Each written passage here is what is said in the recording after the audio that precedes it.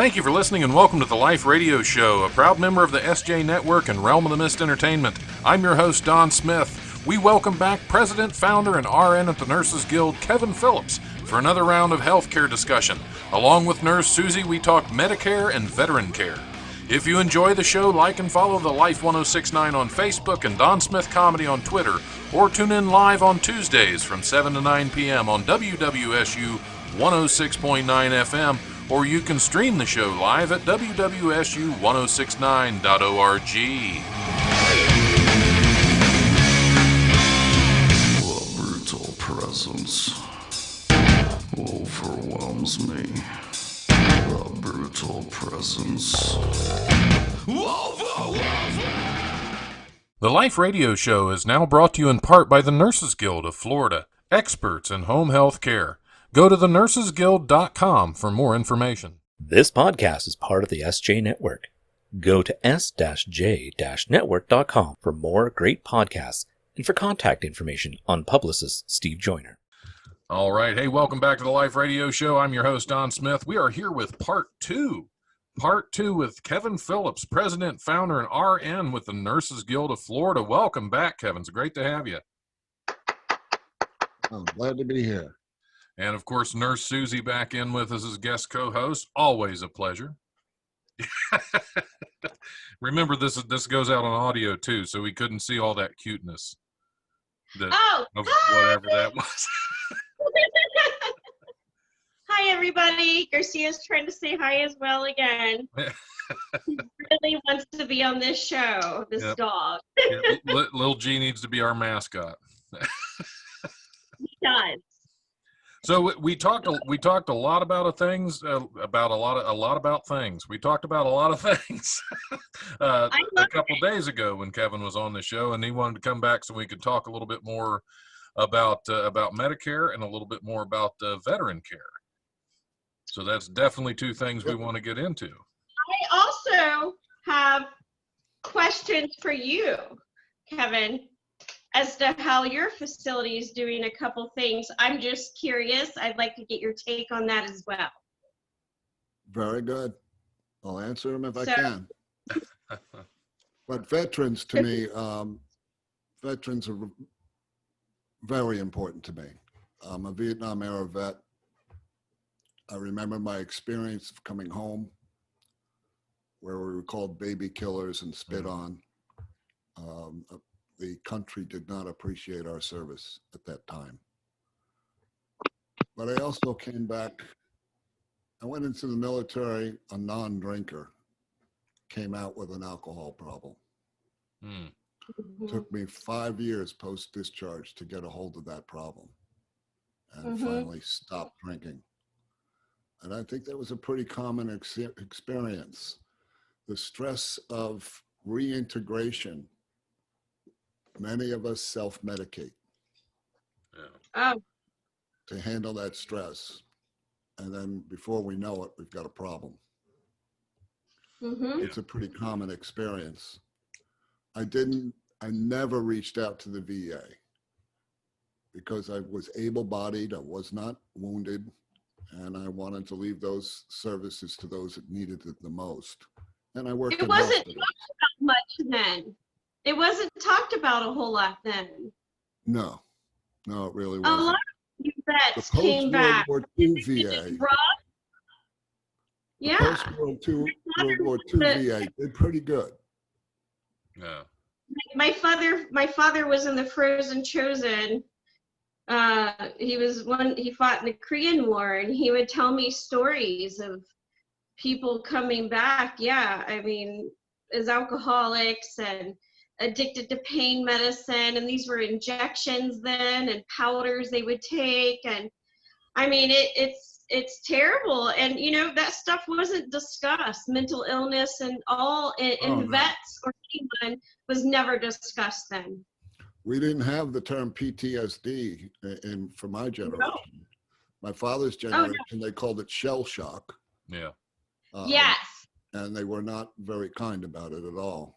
If you remember that scene from the movie Patton, where he slapped a guy with PTSD in the face and said, "Get back in the battlefield." Yeah. What was the movie? Patton. Patton, about General Patton. Oh, yes. General That was Patton, pretty yes. much the attitude Yeah. about anybody with psychological problems post-service. But with my generation, we didn't have as many wounded coming home. Wounded died more on the battlefield. Right. Mhm. Now with our helicopters and medics out in the field, we are bringing people back home that in previous generations never made it. Yes. So the VA was not ready for this. It hadn't happened before. All the TBIs, the traumatic brain injuries, come from all the explosions these guys go through. Loss of limbs, hearing loss, eyesight. Yeah. If a football player can end up with an injured brain from playing football, imagine what a combat soldier has gone through, what his brain has gone through. We are going to see, as these guys get older and older, more and more problems. And I'm not sure we're ready for them. Well, I mean, it takes somebody like you, and then, a Parade Moore we need to get this out there. We need to have services in the long-term care facilities that will know how to treat the vets that we have coming home today, 30 years from now and such. I mean, it doesn't just go away. In 2014, they changed the rules that now a veteran trying to get health care from the VA can step out of the system and be treated by the same medical people that all the rest of us get treated by.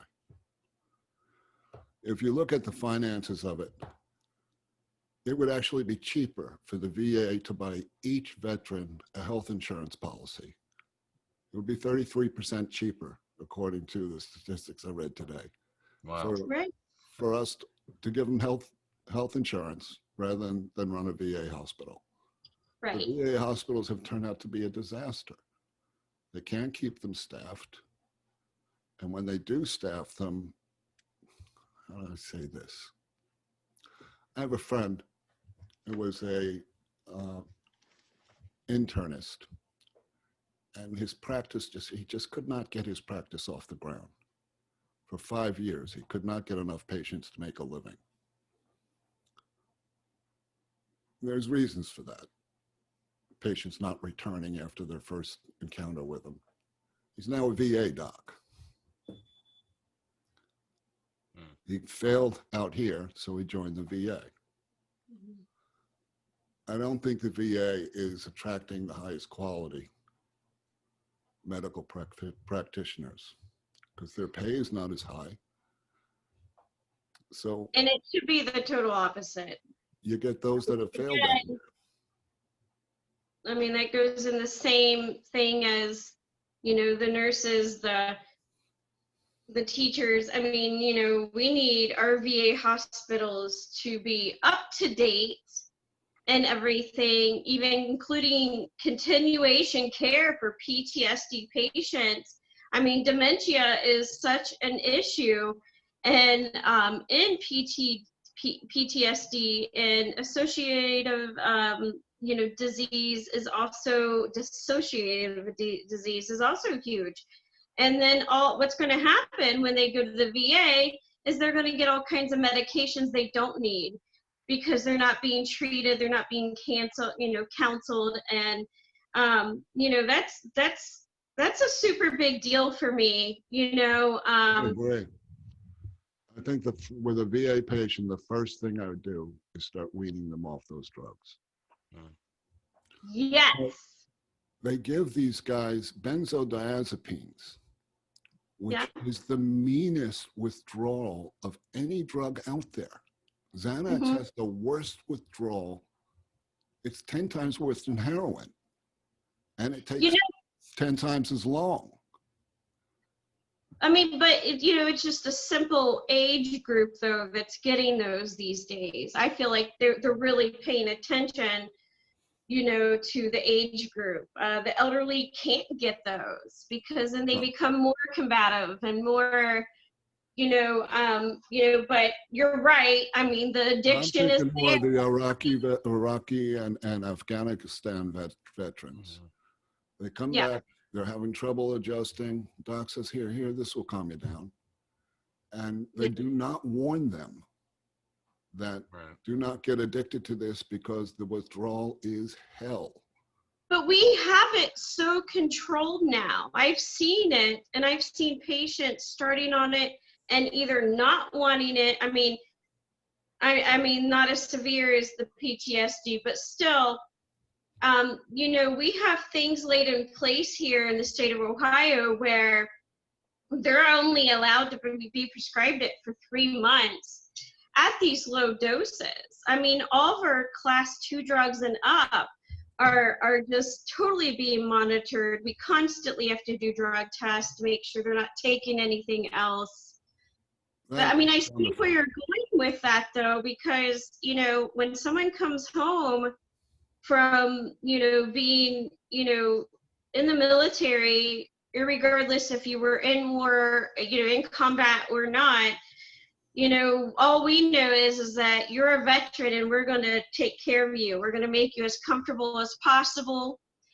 And that's when the stuff is thrown at them. I agree that the education, the patient education isn't there, and they need to understand. Well, but as a nation, we are very poorly educated about the effects of these drugs. What do you think is the most, let me ask you a question. What's the most dangerous drug to overdose on?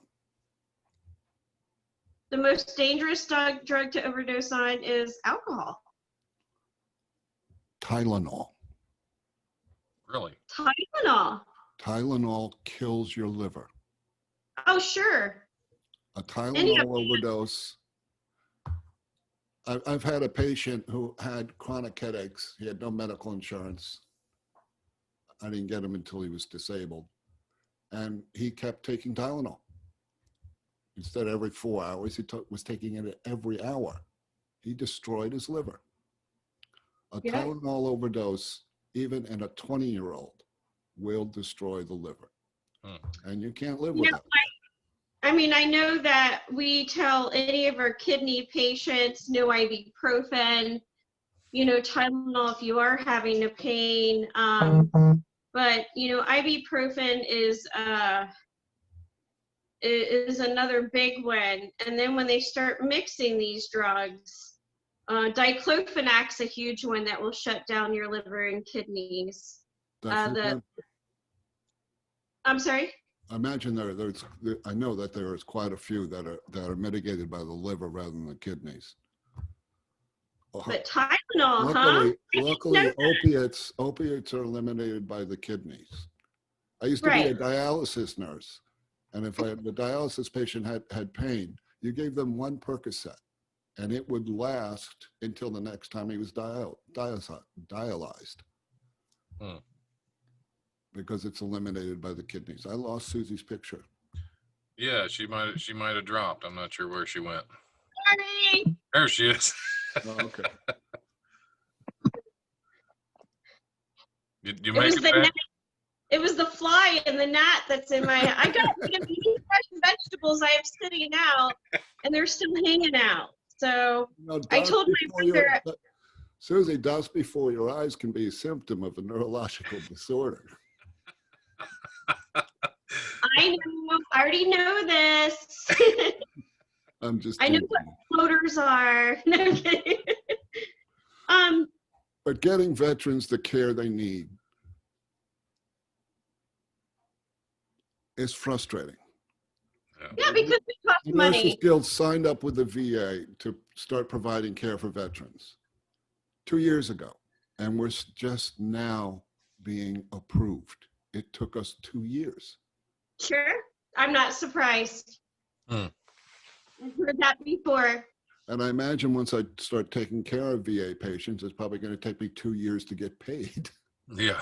But As anyway. long as you're do, your continuity care things and, send everything into, a lot of people, it's a learning curve once they start working through Medicare and just seeing these VA patients and stuff, is getting them your info. Stay on top of it. Make sure all your Medicare and Medicaid patients have all had their yearly physicals. If not, get them in. All this stuff, because they need this info to back it up and get you paid. I've had that job before, so Once a VA patient becomes a Nurses Guild patient, he picks up or she picks up a nurse advocate who can fight for them. Good. We can put his complaints in medical language that his physician, the VA physician, will be unable to deny. Mm. Sorry, that buzz was my phone. Oh, that's all right. Okay. It's just as long as it's not a fly or a gnat. Yeah. We've had enough of those already. Whatever. But having a nurse who can translate your symptoms into the required medical jargon. Oh, yeah. The physician will not be able to deny or just say, oh, okay. Yes.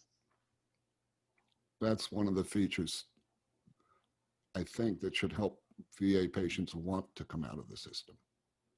Yeah, absolutely. I'm glad that they're actually able to now, because I've heard a lot of horror stories just from friends of mine I know that were in the service that have had to deal with the VA hospital, and it's... We're losing 20 vets a day to suicide. Yeah. Now, Yeah. if our death toll in Afghanistan was 20 a day, you'd see a surge of troops going to Afghanistan to alleviate that problem. But 20 a day through the VA doesn't even make the news. No. The sad part is that we need those multi-care centers. I mean, your center sounds like it would be a good one, to help with them. But we need something that's going to tackle that patient with PTSD. I mean, I think about it all the time. My brother spent 5 years in Kabul, Afghanistan, as a private security and medic for U.S. Navy Admiral Harward. He's seen some things, done some things. He first came back, he was just so horrible. But what made him stop taking medication and stuff is because what's the first thing why people stop taking medication is because they feel okay, they don't need it anymore. And also we need those multi facets in a facility that's going to give them, the counseling and the talks with other people, the care, the medication, and anything else or any other outsourcing that they need. They don't want to go to a psychiatrist and a family doctor, and they don't want to go to 3 different people to get help when they need it now. Well, with a home health service, the service comes to your house. And that's what they need. If you have PTSD, you'll start working with a psych nurse at first until we get a trust relationship, until the patient trusts us. But there are different modalities that have proven pretty effective with PTSD. Just getting them to relive some of the incidences in their head that most affected them in a safe environment seems to have a great deal of effect. Yeah, we do that just in normal talking with him. Don, you actually experienced tonight. I brought up some things that, and you know what? It's a great way to show them, look, you're here, you're warm, you're safe, you're loved, So, I mean, I agree with you on that. We need a home health care that will do that for vets. We have home health care for the vets, but they're just there to help you take a shower, put, Right. baby paper on your butt. That for the disabled, for the activities of daily living, they'll send you Right. an aid. Sure, but what about the other stuff that they need help with so they can get Right. on with life? An amputee needs extensive physical but occupational therapy. Mm-hmm. Physical therapy will teach you how to Regular? walk again. Occupational therapy teaches you how to live with those limitations that you now have. It should be daily, not twice a week. Right. I mean, how come our open heart patient starts cardiac rehab within 12 to 18 hours after we just had their chest open? Because Why? it's most effective Why that do way. we make them start sitting up and walking within those hours? They still look yellow. You can tell that they're jaundiced. You know, they've been on machine. You're going to prevent pneumonia by doing that, Yeah. and you're going to prevent any atrophy in the muscles by getting them to start again. Yeah. And that's the same thing with amputees. We need to get them moving because that's going to save their life. It's going to save their other limbs. It's going to make them stronger. And if they're grumpy and they're overweight and they just don't want to do it, but you know what? Just the human contact and the activity, the fact of getting someone to come to their home and introduce them how they're going to drive this way, how they're going to grocery shop, move their kitchen down to where they're standard, you know, that's so important. And One of the we're key here things- getting that done. One of the key things also is we send the same therapist.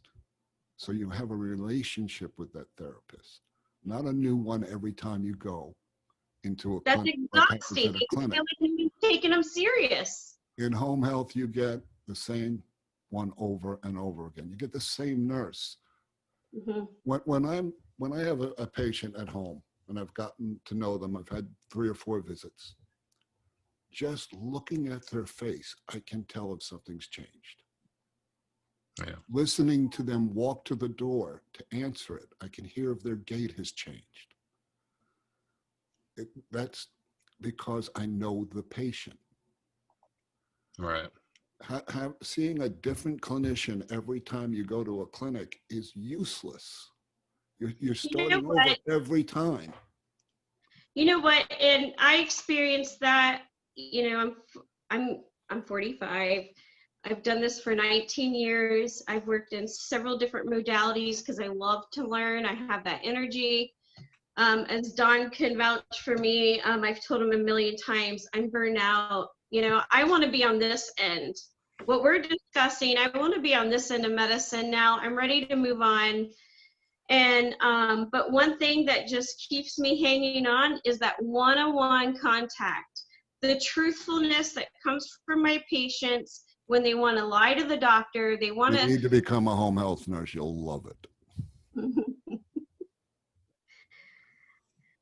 If I got a home health, yeah, I probably would. I don't know, maybe something for the vets because, you know, my heart goes out to them. My father's buried here at our national cemetery.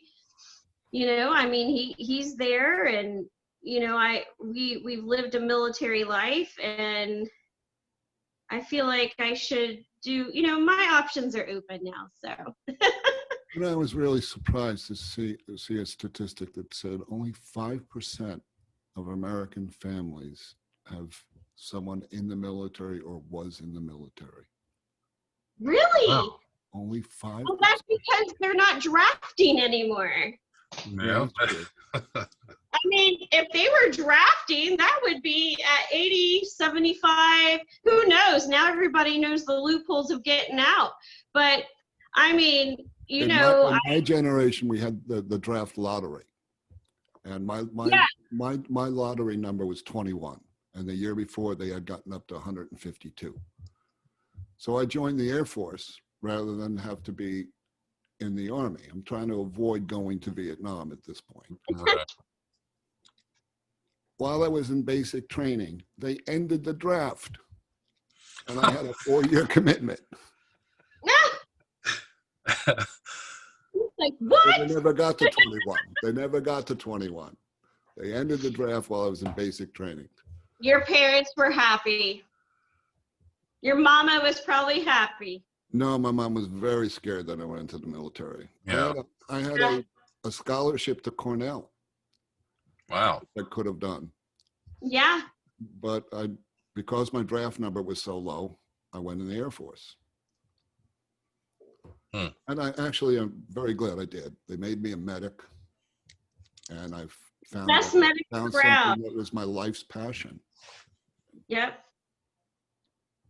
Yeah, and medics can accept and appreciate science.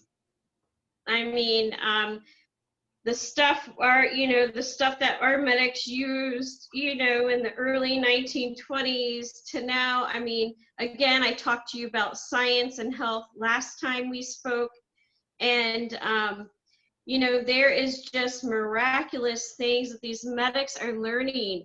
And True. A battlefield medic today can save 10 times the amount of patients I could have saved because of the technology and education he's bringing to the battlefield.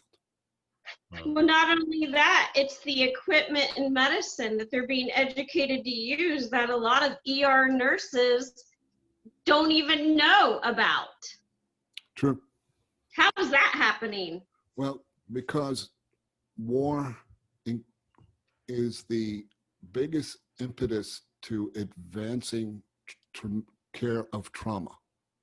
They have a concentration of so many cases. If you're going to get good at gunshot wounds, you're not going to do it out in a community hospital. No. You have to be in a place where you see a lot of gunshot wounds. Like Chicago. No, sorry. Chicago's a good place. Yeah. I worked in North Philly, and this is when the Jamaicans were trying to take over the drug trade, and they were using Uzis Oh, wow. in the streets. So we would get gunshot wounds where there were 4 or 5 holes in the body.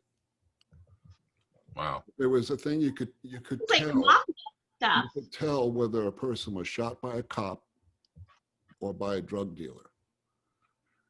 Cops bought good ammunition. Drug dealers used old ammunition. So they were not, the injuries were not as severe.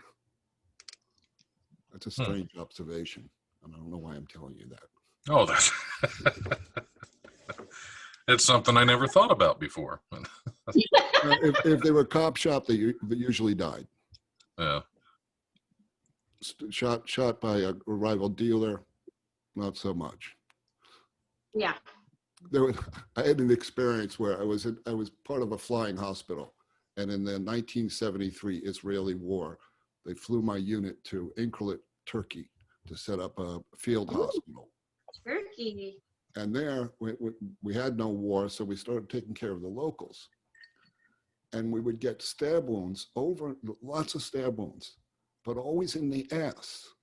And I could not figure out why they're stabbing in the ass. And it was because the law there is if you stab below the waist, it was assault. Above the waist, it was attempted murder. Oh, gosh. You got to find the loopholes. That's awesome.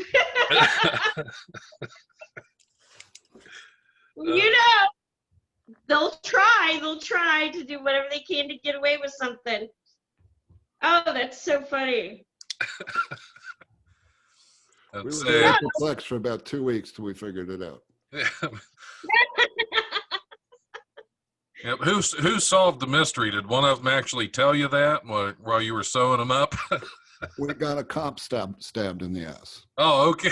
He was the one who told us. Nice. Yeah. Well, Yeah, you got to know the laws if you're going to do that. You're afraid to die. You say a lot. Veterans, guys. Yeah. If a veteran gets to step out of the VA system and into home health to a company like mine, they're not only picking up expert treatment, they're picking up advocates, people that will fight for them, who will fight the system to get what they need. Yes. Because most vets will be demoralized after hitting their head against the VA for years and not getting what they need. They give up. They just give up. Yeah, and I'm sure a lot of them may not even know that they have the option to go outside of the VA. I don't think they do.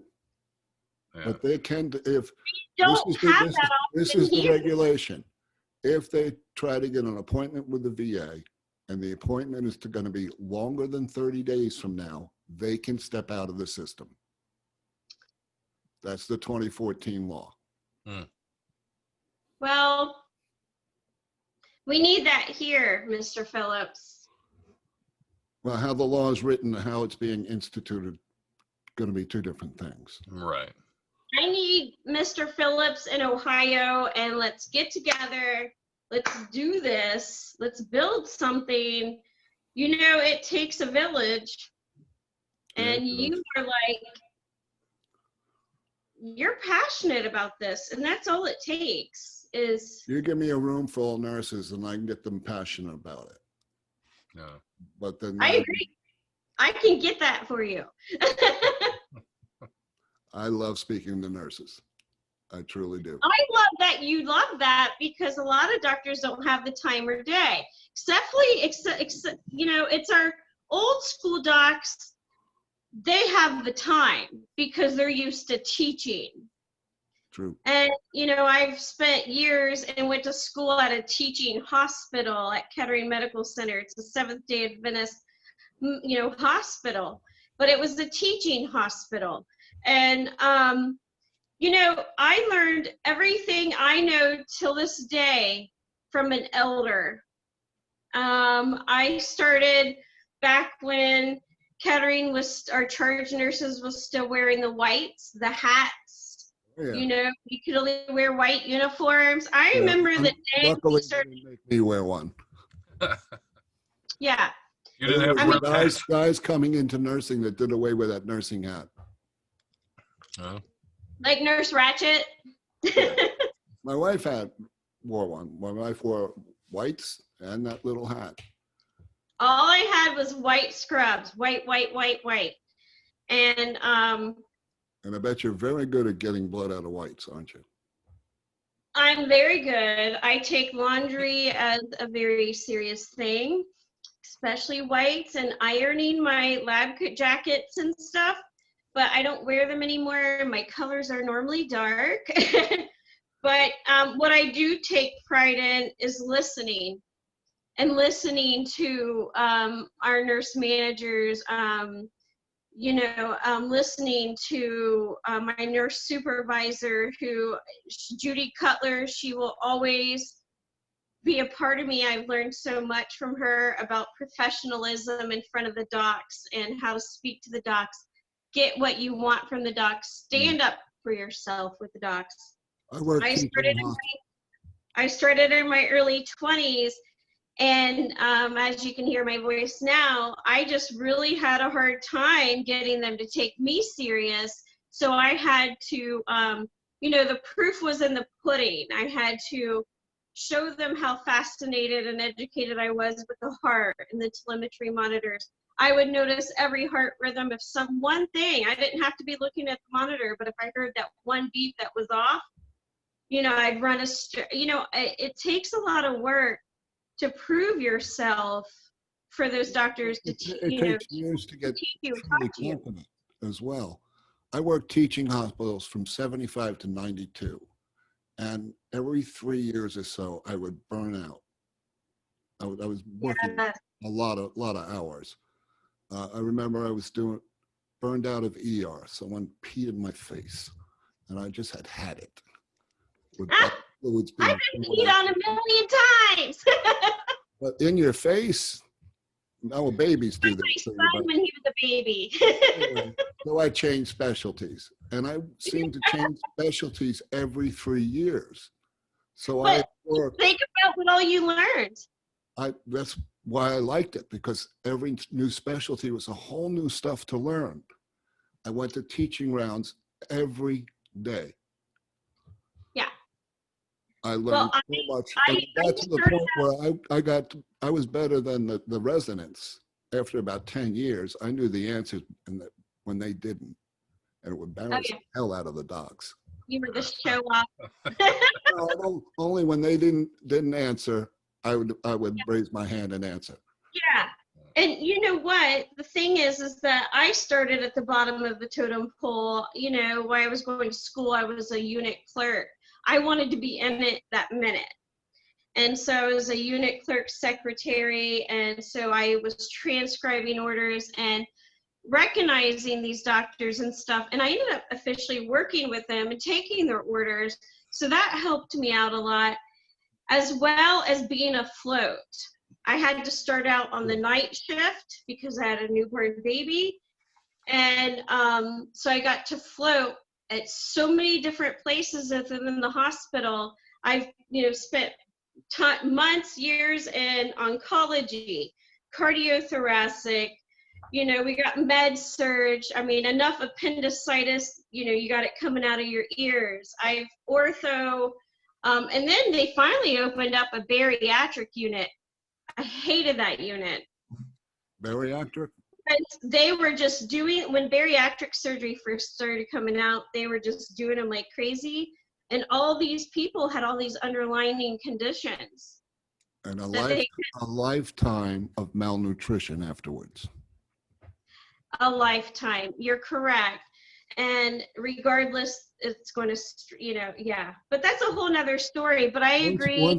Once I got competent in units, I became an agency nurse because I could make $10 more an hour. And well, so I when they walk into a hospital cold and have to be functioning in that unit within 5 minutes.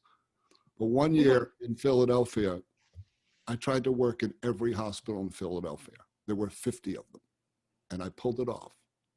I worked at every hospital in the Philadelphia region. When I came to South Florida, I did the same thing. I worked in every hospital in Miami, in Dade County, every hospital in Broward County. Wow. Just for kicks, just to see which ones were the best. Yeah, I mean, starting at the bottom of the totem pole and now being where I can choose and do whatever I want. It's nice. Like, I look forward to having the conversation with you today and the other day because I thrive off of talking to people. I was so tired. And I always thought I would be a good teacher, but I'm so tired of correcting these younger nurses that are doing it all for the wrong reasons. And Yeah, that's hard.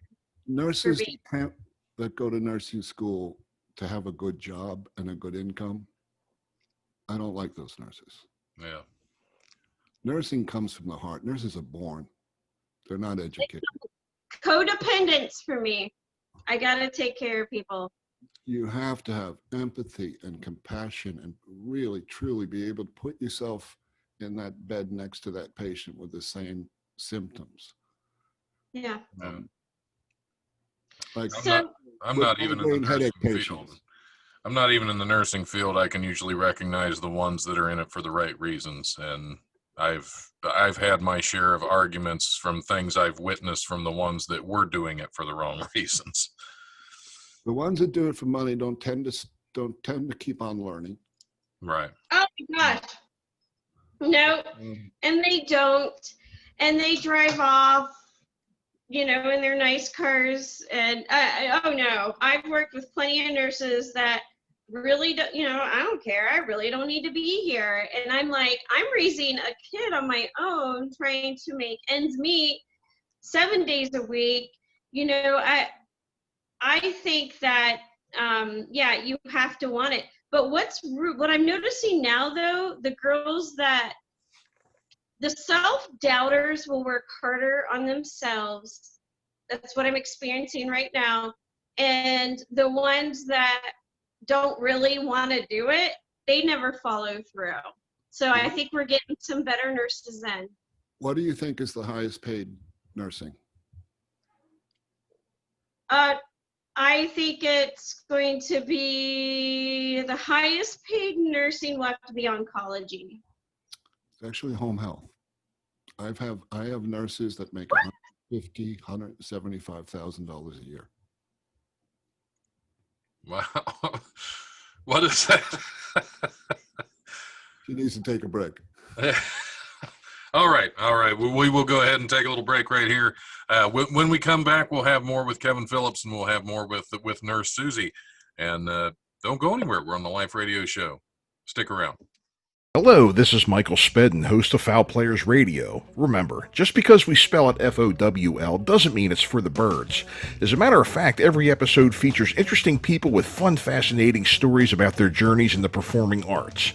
Actors, authors, comedians, dancers, musicians, singers, you name it. We're a proud member of the SJ Network. Subscribe to us for free on Apple Podcasts, Google Podcasts, Stitcher, Overcast, Spotify, Pocket Cast, Castro, Castbox.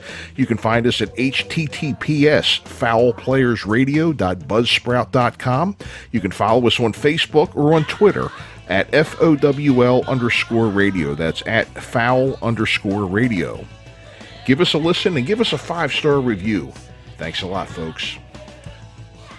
Hey, this is Don Smith. I want to take a minute to tell you about The Devil's Apple, a new book by my friend William Morris.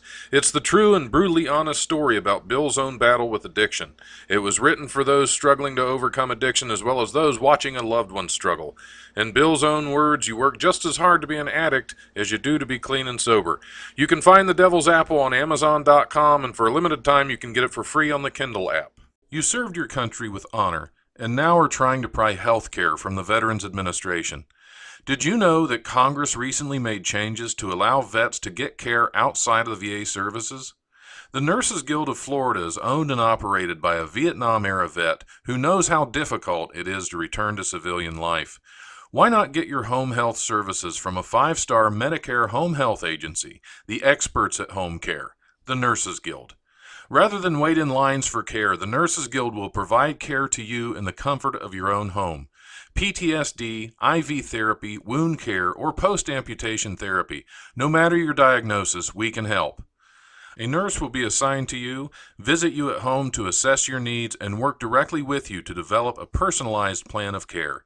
Here at the Nurses Guild, we have nurses from every specialty, so no matter your diagnosis, we have the right caregiver for you. The nurses, therapists, and home health team of the Nurses Guild is ready to serve you. All of our essential healthcare workers are fully screened, supervised, and COVID tested. Call the Nurses Guild today to arrange your home health visit at 954-596-9806 for Broward County and 561-826-8937 for Palm Beach County. Remember, healthcare put off is healthcare too late. Stay safe during the pandemic. Wear a mask and insist those around you wear a mask. Wash your hands frequently and stay home as much as possible. There you go. Well, welcome back to the Life Radio Show. We'll just keep rolling right along. We're going to switch up a little bit and talk about Medicare with Kevin Phillips. So take it away. There's something I want everybody to know is that there is a Republican health plan that is in existence now, and it is in force, and it's called PDGM, Patient-Driven Grouping Models. It only applies to home health now, but I suspect it will be expanded. Now, we've heard all about everybody protecting pre-existing conditions. Right. Pre-existing conditions are chronic conditions. Yeah. You can't get rid of them. That's why they come with you from insurance policy to insurance policy, because you do not recover from them. You live with them. This new payment plan penalizes any patient with a chronic condition. For example, if you have a wound that needs to be taken care of, I list your wound as your first diagnosis, but I've got to list 4 or 5 diagnoses if you have them. And if you happen to have Parkinson's or diabetes or cancer, and I enter that under the wound, the reimbursement for that wound goes down. These chronic conditions complicate your ability to recover. So it really should be going up. Yes. So all these promises of protecting pre-existing conditions, not only are they not protecting them, they're penalizing us for them. Right. The nation needs to hear this. Yeah, because you're right. There's They absolutely promised no something protection. and delivered another thing. It's a bait and switch that's illegal in car salesmen, but for politicians that are selling health plans, apparently they can get away with it. Right. This angers me. Yeah, Well, absolutely. this is a big I deal. don't intend to be political in any way. Politics does not belong in medicine. No, it absolutely does Patient not. what party they're from. Been trying to keep that out of it for years, right? I mean, as a patient, and I had to experience it first when my son was diagnosed as a type 1.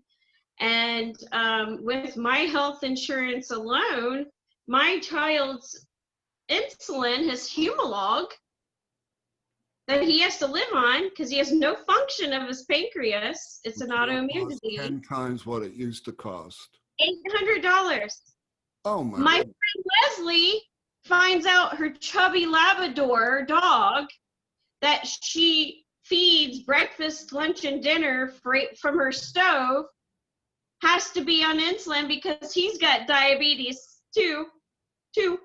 And his is at Walmart for $10. Humalog. So what is it with the animal insulin and the human insulin? Why is it, that we can't have that? That pissed me off. It's the same exact drug. It's the same exact drug, same exact insulin bottle, because she has to draw it up.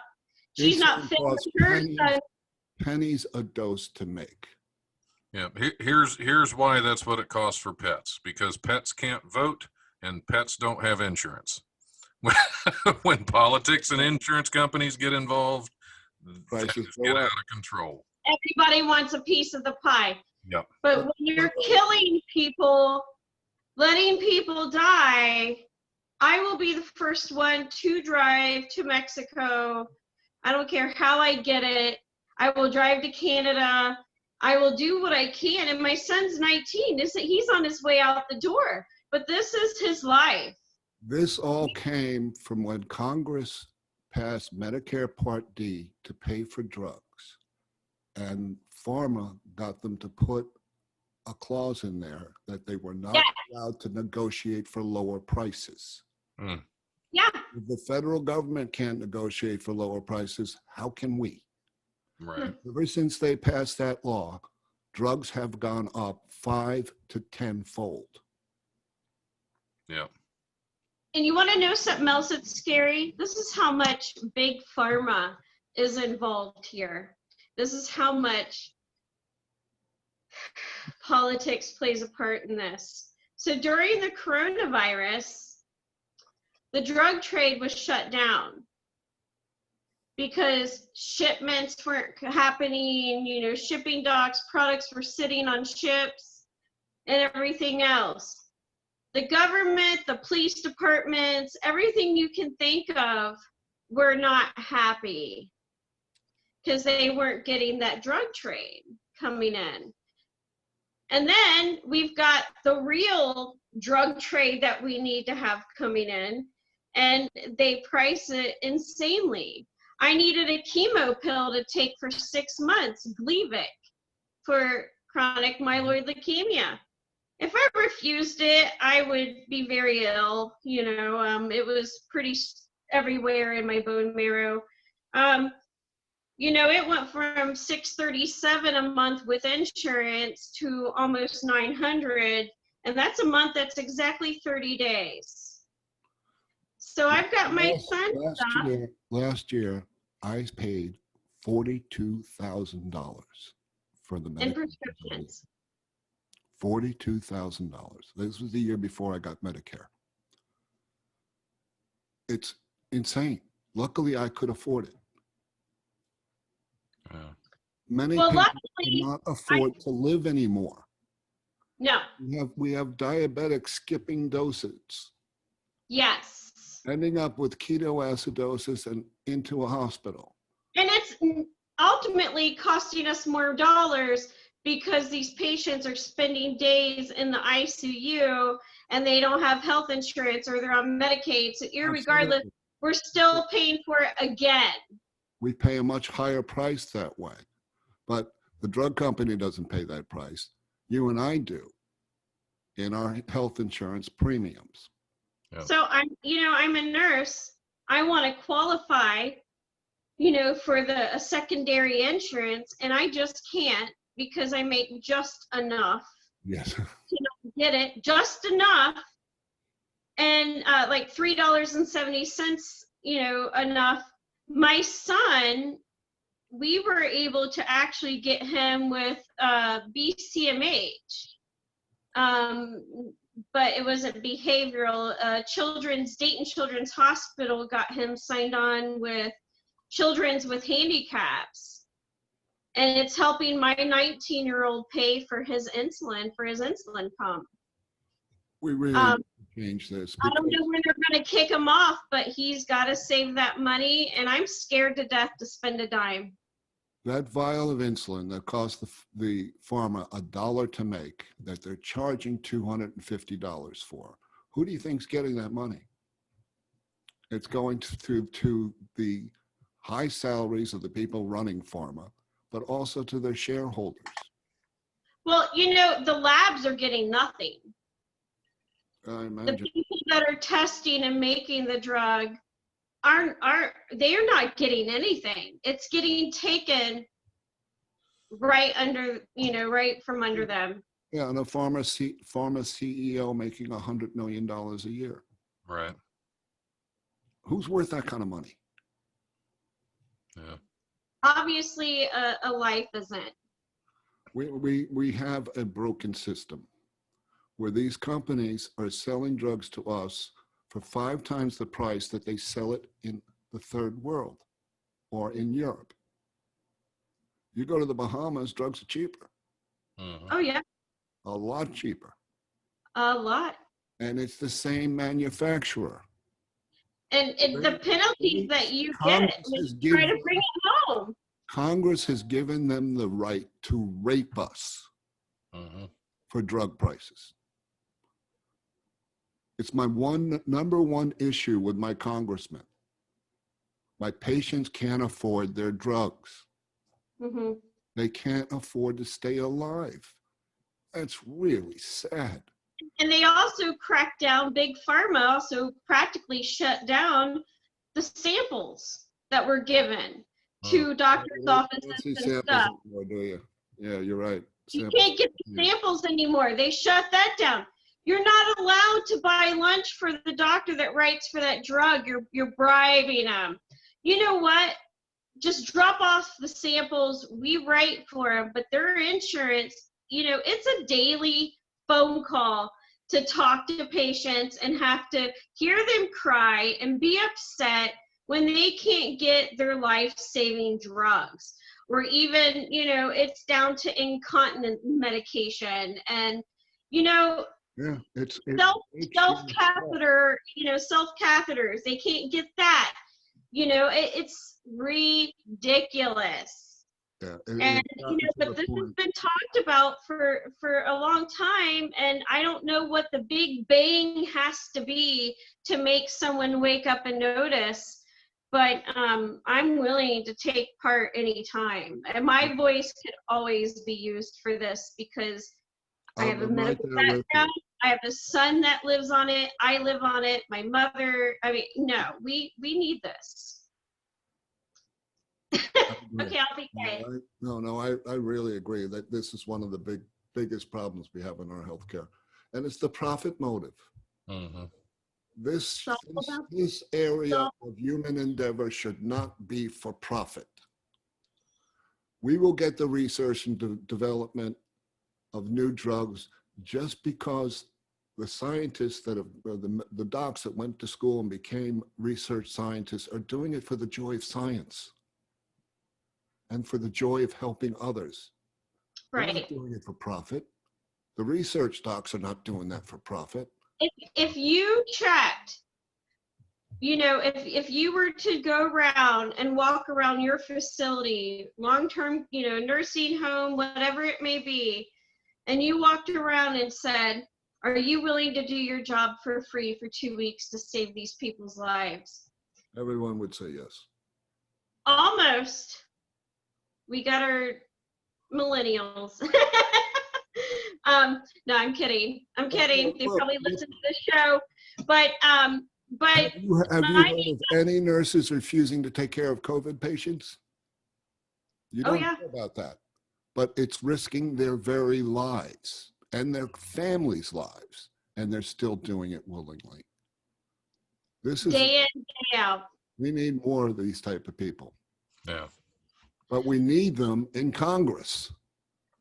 Exactly. Congress is the reason these drug companies are allowed to rape us. Yep. There's not enough voting in Congress in bringing up these bills. And I just wish I could latch on to one person that's going to be passionate or ends up having something happen in their life where they feel this way and don't know how to voice it. I would love to be Here's able a to way do for you to get the money for your drugs. Run for Congress. Farmer will come and give you money. to Give shut, them all money. to shut up. No, to No, to keep passing bills in their finance your favor. campaign so that when you're in Congress, you don't vote against them. Yep. You want money from Pharma, run for Congress. You'll Yep, get there you you'll go. get tens of thousands of dollars. Yeah, and every now and then, if you have somebody in Congress that actually wants to fight for this kind of thing, they introduce a bill. Somebody is going to put 9,000 different things on there to earmark all kinds of money for stuff that has nothing to do with it, and then it'll fail. Yeah. And That's called riding coattails in Congress. right. They jump on those coattails and they just go for it. And I'm not a fan. I don't think you can find a congressman who has not taken a contribution from Big Pharma, Oh, seriously, doubt that. Yeah, absolutely. nor a presidential candidate. Oh, absolutely. I think every president we've had, at least, I'm sorry, but drugs is been around since back in the medicinal days, and there's always a piece of it, and they all need it. I feel like the people in the Congress are also trying to save themselves and get the best care they can get the best medicine they can, and take a piece from Big Pharma. So they're using the amenities for sure. I recently was on an antibiotic and it cost over $60 a pill. Wow. $60 a pill. For an antibiotic. Yeah. Now, that was 500 milligrams a pill. That was worth more than gold. 3 times a day? That was twice a day for 3 days. Okay. Anyway, 3 days? the pharma are making substances that by weight are worth 10 times what gold is worth. Yeah. Mm-hmm. Yes, they are. To them, I mean, the cost of it is probably what it costs to make silver rather than gold. Their profit margins are just obscene. Yes. Obscene. We should not allow them to sell it for more than 20% more than it costs to make.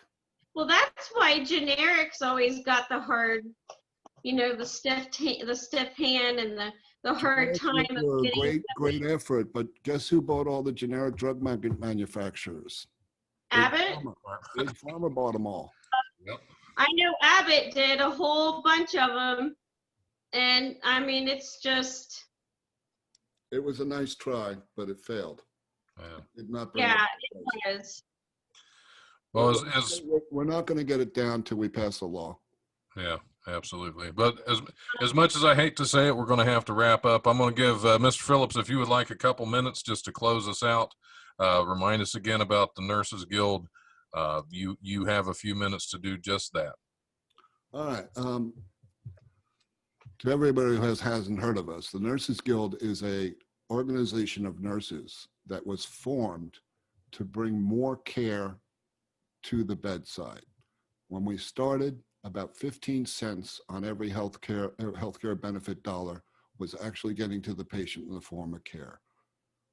We, as a group of nurses, got that up to 60 cents on the dollar by eliminating profit takers that had nothing to do with the patient care. We're a model of how it should be done. And I'm trying to promote it so other groups of nurses hear this and realize they have the power to change it. Mm-hmm. We changed it here. We can give 3-4 times more care than a corporate-owned home health company. Well, we are a home health company. We had to be licensed as one to do this. Sure. But this should be done throughout medicine. We need to eliminate profit takers that do not contribute anything to patient care.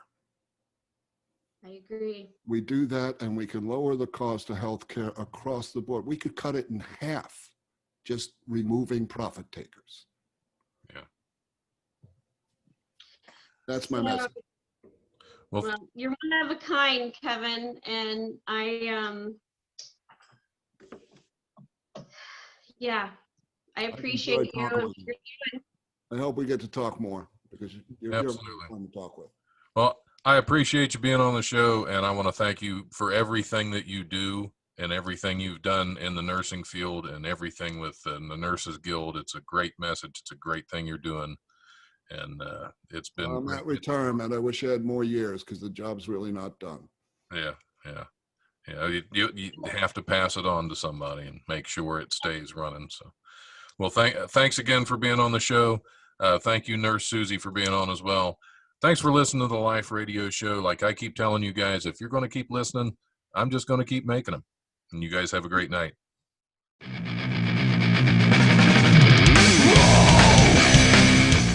Thanks for listening to the Life Radio Show podcast. Check it out wherever you listen to podcasts. Remember, if you want to listen live, we are on Tuesdays from 7 to 9 p.m. on WWSU 106.9 FM. You can also stream the show live at WWSU1069.org, and we go Facebook Live at the Life Radio Show's Facebook page. If you have suggestions or comments, feel free to email thelife1069@gmail.com.